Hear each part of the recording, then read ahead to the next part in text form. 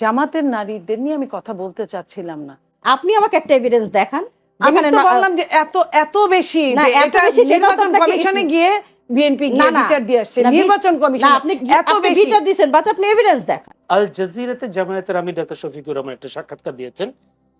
তাকে প্রশ্ন করা হয়েছিল আপনাদের সংসদীয় এইবারে হুম। এত আসন দিয়ে প্রার্থী দিয়েছেন, কিন্তু একজন নারী প্রার্থী কেন দিলেন না? তখন তিনি বলেছেন প্রার্থী তারা তৈরি করছেন, উই আর প্রিপেয়ারিং, এই কথাটা তিনি বলেছেন। আমার প্রশ্ন হলো কি এখনো কি জামায়াতে কোনো যোগ্য নারী প্রার্থী নেই? এখানে আসলে আপনাকে কয়েকটা সিকোয়েন্স বুঝতে হবে, মানে এই ব্যাপার আছে, সেটা হচ্ছে 16 বছর 17 বছরের যে ফ্যাসিজমের ভিতর দিয়ে আমরা গেছি, তার কিছু আফটার ইফেক্ট আছে। আমরা কিন্তু এই কথাগুলোকে যতটা সামনে নিয়ে আসি, ওইগুলোর আফটার ইফেক্টকে সামনে নিয়ে আসি না। এই 16-17 বছর কোনো একটা সংগঠন, না বিএনপি আর আমরা কি ভেতরে খুব সুন্দর করে কাজ করতে পারছি বা ওপেন কাজ করতে পারছি? পারি নাই কিন্তু। তাহলে দেখেন ওই নেতৃত্বগুলো কিভাবে তৈরি হবে।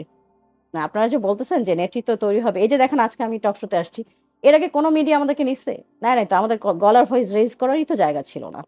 সো এমনকি আমাদেরকে গুম করা হয়েছে, খুন করা হয়েছে, আমাদেরকে বিভিন্ন জায়গায় মামলা, এমনকি মেয়েদেরকে পর্যন্ত অ্যারেস্ট করে নিয়ে গেছে কথা বলার জন্য বা ধরেন মিটিং করার জন্য। তাহলে নেতৃত্ব তো আসলে একদিনে তৈরি হয় না, এটা তো একটা মানে কন্টিনিউয়াস প্রসেস। এই জন্য জামাতের আমির বলছেন যে উই আর প্রিপেয়ারিং।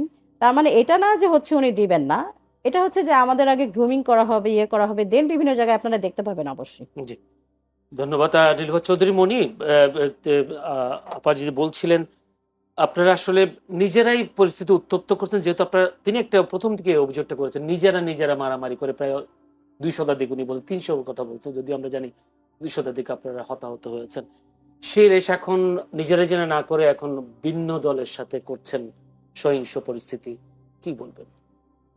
দেখেন, বিএনপি নিজেরা নিজেরা মারামারি করে অস্বীকার করব না, কিন্তু বিএনপি অন্যের সাথে মারামারি করতে পারে না, তার প্রমাণ গত 15 বছর অনেক রকম কথা আমাদের শুনতে হয়েছে। বিএনপি অন্যদের সঙ্গে মারামারি করে না। বিএনপির জামাত যেভাবে ওপেন বলে যে মা বাবার কাছ থেকে, স্ত্রীর কাছ থেকে বিদায় নিয়ে আইসো, দোয়া নিয়ে আইসো, হ্যাঁ, বিএনপি এই ধরনের কথা কখনোই বলে না, বলার দল না। অথচ বিএনপি কি যত এটা বড় বলে দল, কিনা যে জামায়াতের নারীদেরকে পেলে বিভস্ত্র করা হবে, কথা বলে শোনেন, কিনা? জামাতের নারীদের নিয়ে আমি কথা বলতে চাচ্ছিলাম না। বিএনপি যদি এই ধরনের কাজ করে থাকে তাহলে দুঃখজনক, কিন্তু জামাতের নারী ভোটারদের বাড়ি বাড়ি গিয়ে যে ধরনের কাজগুলো করেছে, ভোটার আইডি কার্ড নেওয়া এবং এই যে বিকাশের নাম্বার নেওয়া, টেলিফোন নাম্বার নেওয়া, এটা খুব দুঃখজনক, ভীষণ দুঃখজনক। এই কাজগুলো জামাতের নেতারা তাদের নারী সমর্থকদের দিয়ে, নারী কর্মীদের দিয়ে এই কাজগুলো করাচ্ছেন এবং অনেক দিন যাবত এই কাজগুলো সুকৌশলে করাচ্ছেন। 10টা বাড়ি গেলে 2টা তো বিএনপির বাড়ি পড়েই যায়। যারা নিরপেক্ষ বিএনপি তারা হয়তো বলে না গায়ে পড়ে, কিন্তু এর মধ্যে 2-1টা নেতাদের বাড়ি পড়ে যায়, যে খান থেকে খবরটা আমাদের কানে চলে আসাটা অস্বাভাবিক কিছু না। এই যে তাদের যে তালিমের নাম বলে যে নারীদেরকে দিয়ে যে ধরনের কাজগুলো করাচ্ছে, এটা শুধু নির্বাচন পরিপন্থী তাই না, এটা অমানবিক, অবিবেচক এবং আনইথিক্যাল। এখানে কোনো নৈতিকতার মিনিমাম নাই এখানে। তো রাজনীতি কি মানুষকে অনৈতিকতা শেখায়? রাজনীতি নারীদের দিয়ে, তারা যে নারীদের কথা বলে যে তারা প্রশিক্ষণ দেওয়া আছে, নারী ইলেকশনের জন্য যোগ্য না, অথচ নারী মানুষের বাড়ি বাড়ি গিয়ে বায়াস্ট করে মানুষের ফোন নাম্বার এনে মানুষকে বিকাশের টাকা দেওয়া, কি নারী কি এটা এলাও করে? এটা ধর্ম এলাও করে? এটা রাজনীতি এলাও করে? এটা প্রশিক্ষণ এলাও করে? এটা কোন দেশি রাজনীতি? আমরা তো কেউ যাই না। এই যে আমি এখন আপনার এখানে আসলাম ইলেকশনের প্রচারণা থেকে, আমরা বাড়ি যাই, বাড়ি বাড়ি যাচ্ছি, যে যখন থেকে শুরু হয়েছে 22 তারিখের পরে থেকে আমরা যাচ্ছি, আমরা সালাম দিয়ে তারেক রহমানের সালাম নিয়ে আসছি। আপনারা আগামী দিনে ধানের শীষে ভোট দিবেন, আপনারা সকাল সকাল কেন্দ্রে যাবেন এবং আমাদের জন্য দোয়া করবেন, আপনাদের আত্মীয় স্বজনদের বলবেন। এই স্রেফ এই 3-4টা লাইন, আর কোনো কিচ্ছু না। প্রতিশ্রুতি, ফ্যামিলি কার্ড যদি প্রশ্ন আসে, যদি এরকম আসে যে আপনারা কি করবেন, তখন আমরা বলি যে আমরা এই আমাদের ডিসিশন আছে, আমরা এটা সব ঘরে ঘরে যাওয়া সম্ভব না। নিয়ে আসি আমাতুল্লাহ শারমিন, যদি এভাবে বলি, উনি যে অভিযোগগুলো করেছেন, আপনারা বাসায় বাসায় গিয়ে তালিম দিচ্ছেন, যেগুলো আচরণবিধির লঙ্ঘন, অবিবেচক কাজ করছেন, মানুষের ফোন নাম্বার নিচ্ছেন, বিকাশ নাম্বার নিচ্ছেন, এই কাজগুলো আপনারা আচরণবিধির লঙ্ঘন উনি অভিযোগ করছেন, কি বলবেন? আচ্ছা, 1 নম্বর কোয়েশ্চেন যেটা, সেটা হচ্ছে যে তালিম দিলে আমরা আচরণ বিধি লঙ্ঘন করছি। আসলে এটা জামাতের একটা কন্টিনিউ প্রসেস, এটা আসলে এখন নতুন করে হচ্ছে বিষয়টা এরকম না। যারা আসলে আমাদের সম্পর্কে খুব ভালো করে স্টাডি করে নাই তারা মানে এই ধরনের কথা বলবে বা গুজব ছড়ানো। তালিমের কাজ কি এখনো চলছে? হ্যাঁ, এখনো চলে, আমাদের সব সময় চলছে। মানে আপনি যদি মানে ইয়ে করেন, জামাত ওপেন হওয়ার পর থেকে আমাদের এরকম তালিম চালু থাকে। আমরা সবাইকে কোরআন হাদিস শিখাই, এটা আমাদের মেইন এজেন্ডা অ্যাকচুয়ালি। জামাতে যদি বলে থাকেন যে মেইন কাজ কোনটা, তাহলে তো আমরা ইসলামের দাওয়াত দিই, এটা তো আমরা ওপেন বলি, সব জায়গায় বলি, এটা তো গুপ্ত বা বিএনপির পক্ষ সুপ্তর থেকে কোনো ব্যাপার না। বলা অভিযোগ বলা হয় যে আপনারা সেই কোরআন হাদিসের ফাঁকে ফাঁকে ভোটের কথা। না না, ভোটের কথা বলি আমরা হচ্ছে পুরা তালিম করতে যাই সবাই, কিন্তু এখন ধরেন যখন থেকে মানে এটা কি মানে এটা কি আচরণবিধি লঙ্ঘন? তালিম করাটা আচরণবিধি লঙ্ঘন না। 2 নম্বর হচ্ছে আমি ভোট চাইতে যাই, তারপরে কি করি সেটা আপনি বলতে পারেন যে ওখানে আমি কোনো আচরণবিধি লঙ্ঘন করছি কিনা। সেখানে কোনো একটা প্রুফ দেখাতে পারবেন আচরণবিধি লঙ্ঘন করছে। বরং আমি আপুর একটা কোয়েশ্চেনের অ্যান্সার দিই, সেটা হচ্ছে যে উনি যে বলছেন যে বিকাশ নাম্বার নিয়ে যাচ্ছে, আপনি কোনো একটা স্ক্রিনশট অথবা এভিডেন্স দেখাইতে পারবেন না, কিন্তু আমি এভিডেন্স বলি। সেটা হচ্ছে চিটাগাং 4 নির্বাচন পরিচালনা কমিটি, তারা ওখান থেকে বিকাশ নাম্বার শুধু নিয়েই আসে নাই, টাকাও গ্রহণ করছে, সেটা রিসিট এই যে। তা আমার কথা হচ্ছে যে আপনি এভিডেন্স ছাড়া কথা বলবেন না এই যুগে এসে, যখন 2026। কারণ হচ্ছে সবার হাতে মোবাইল আছে, সবার হাতেই আছে। এটা যে সত্য, Yes, sir. কতটা সত্য না, আপনি এটা যে তো- দিলেন, এটা আপনারা এটা আরেকটা বট আইডির মতো প্রোপাগান্ডা। না না, প্রোপাগান্ডা হবে কি করে? এখানে এটা পুরো আপনি উল্লেখ আপনি করাই আছে। বলেন যে ওইখানে এখন আমার কথা আপনি হচ্ছে যে নাম্বারটা দেন, আপনি- আমি এইখানে এই ফোন টকশো চলাকালীন ফোন করব। আবার হচ্ছে আমি কিন্তু এখন আমি এই যে জিজ্ঞেস আমি এই করবো। কাউন্টারটাই দিচ্ছি যে আপনি আমাকে একটা এভিডেন্স দেখান আমি যেখানে তো না- বললাম যে এত এত বেশি, না, যে এত এটা বেশি সেটা তো নির্বাচন আপনাকে কমিশনে গিয়ে বিএনপি না গিয়ে না বিচার দিয়ে আসছে, না, নির্বাচন না, কমিশন আপনি এত আপনি বেশি বিচার দিবেন, বাচ্চা আপনি এভিডেন্স দেখান। এভিডেন্স। ওই যে আমি কি এভিডেন্স করবো? দেখাতে গেলেই তো বলে আমাদের নারীদের উপর হামলা করে। না, না, না, evidence যখনই দেখাতে পুরুষরা গেলে- গিয়ে বলে যে আপনি এটা কি করছেন, আপনি কেন এই কথাটা বললেন, কতগুলো এভিডেন্সের পরে এই ধরনের কথা আসছে যে না, আমাদের আপনি নারীদের এভিডেন্স উপর চাওয়া, হামলা করেছে। নারীদের ছায়া পেটিকোট খুলে যখনই ফেলতে কথা চাওয়া, বলতে দুটো কিন্তু এক গেছে জিনিস না। তখনই তো এই এবং হচ্ছে কথাগুলো। এই ভিডিওগুলো কিন্তু ওপেন আসছে যে মেয়েদের বোরখা ধরে টানাটানি করা হচ্ছে। আমার কথা হচ্ছে যে বিকাশ নাম্বার দিলে নিলে ওখানকার স্থানীয় মানুষজন সবাই সবাইকে চিনে, না চিনার কোনো কারণ নাই, এভিডেন্স দিতে পারারও কোনো মানে রিজন আমি দেখি না। কারণ গ্রামে গঞ্জে কিন্তু বিষয়টা এরকম না যে একজন আরেকজনকে চিনে না, ওখানে এলাকায় সবাই সবাইকে চিনে, কে বিএনপি করে কে জামাত করে সবাই চিনে। তাহলে আপনি প্রকৃত এভিডেন্স দিয়ে দেন, আপনি কথা বলবেন, সংবাদ এভিডেন্স দিয়েই সম্মেলন তো করেন, এই ইয়ে করেন। কথাগুলো হয়েছে। কিন্তু হচ্ছে আপনি যেখানে সেখানে হামলা করতে পারেন না। আপনি ওই নির্বাচন কমিশন অফিসে আপনি রিপোর্ট করেন, আপনি ওইখানে যান, কিন্তু আপনি যে হামলা করছেন সেটাই তো আচরণবিধি লঙ্ঘন। জি আপা, আপনার কাছে আমার কাছে সময় পাবো না, হয়তো একটা প্রশ্ন করে রাখি তারপর আপার কাছে যাব। সেই প্রশ্নটা হলো আল জাজিরাতে সাক্ষাৎকার দেওয়ার সময় জামায়াত আমির তিনি বলে, তাকে জিজ্ঞেস করা হয়েছিল তাদের দলের কখনো নারী এই দলের প্রধান হতে পারবেন কিনা, তিনি বলেছেন না, কখনো সম্ভব না। তাহলে নারী যারা, তারা কেন জামায়াতের রাজনীতি করবে? আচ্ছা, এখানে আমি একটা পাল্টা প্রশ্ন করি। সেটা হচ্ছে দুইটা পাল্টা প্রশ্ন। এক নম্বর হচ্ছে ধরেন আমরা 3 দশক ধরে নারী নেতৃত্ব দেখে আসছি, প্রধানমন্ত্রী ছিল, বেগম খালেদা জিয়াও ছিলেন এবং শেখ হাসিনাও ছিলেন। আমাদের অ্যাচিভমেন্ট কি? নারী সহিংসতা কমছে? রেপ কেস কমছে? কোনো একটা নারী সহিংস ঘটনার কোনো আমরা বিচার পাইছি? আপনি এখন যদি বলেন যে নারী নেতৃত্ব থাকলেই নারীরা সেফ থাকবে, তাহলে এটা একটা মানে পুরাই ইনভ্যালিড কথা, ইরিলেভেন্ট কথা। কারণ হচ্ছে 3 দশক ধরে বাংলাদেশে নারী নেতৃত্বই ছিল। এখন আমার হচ্ছে কোয়েশ্চেনটা হচ্ছে আসলে হওয়া উচিত নারী নেতৃত্ব নাকি যে কোনো অনেস্ট নেতৃত্ব? ইম্পর্টেন্ট কেস হচ্ছে আসলে এটা।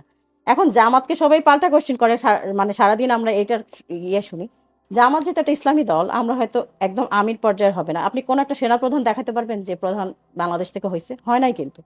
এবং অনেকগুলো মানে ইউএসএ, তারপরে বিভিন্ন জায়গায় আপনি কোথাও দেখাতে পারবেন? দেখাতে পারবেন না। তাহলে এগুলো নিশ্চয়ই ভ্যালিড রিজন আছে। এটা হচ্ছে 1 নম্বর। 2 নম্বর কোয়েশ্চেন হচ্ছে জামাতে কিন্তু মহিলা উইংস আলাদা। এখানে আমাদের প্রত্যেকটা সেক্টরে নারী নেতৃত্ব আছে। আমি যেমন মেডিকেল থানা থেকে আসছি, আমাদের মেডিকেল থানা আছে, আমাদের পেশাজীবী থানা আছে, আমাদের ডক্টরদের আছে, আমাদের নার্সদের আছে। ইচ অ্যান্ড এভরি জায়গায় মেয়েরা পরিচালনা করে এবং ওখানে নেতৃত্ব মেয়েদেরই। হ্যাঁ, ওখানে কিন্তু কোনো পুরুষ মানুষ নেতৃত্ব দেয় না। সুতরাং জামাতের জন্য এটা একটা মানে আমার মনে হয় এটা ট্যাগ লাগানো বারবার, যে হচ্ছে এই কোয়েশ্চেনটা করে আমরা কিন্তু ওই অনেস্টির জায়গায় যাই না যে নেতৃত্বে যেই আসুক সে অনেস্ট কেন থাকে নাই। আমরা তো স্পিকার একই সাথে 3 জন ছিল, প্রধানমন্ত্রী নারী, স্পিকার ছিল নারী, এবং হচ্ছে বিরোধী দলীয় স্বরাষ্ট্রমন্ত্রী ছিল নারী। কিন্তু আপনি কি নারী সহিংসতা কমাতে পারছেন?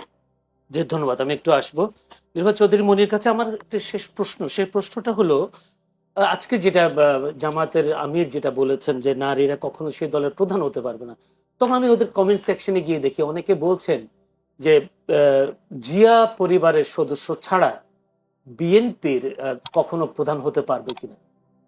দেখেন, এইখানে একটা জিনিস, পুরুষের মাইন্ডসেট নারীদের বিপক্ষে।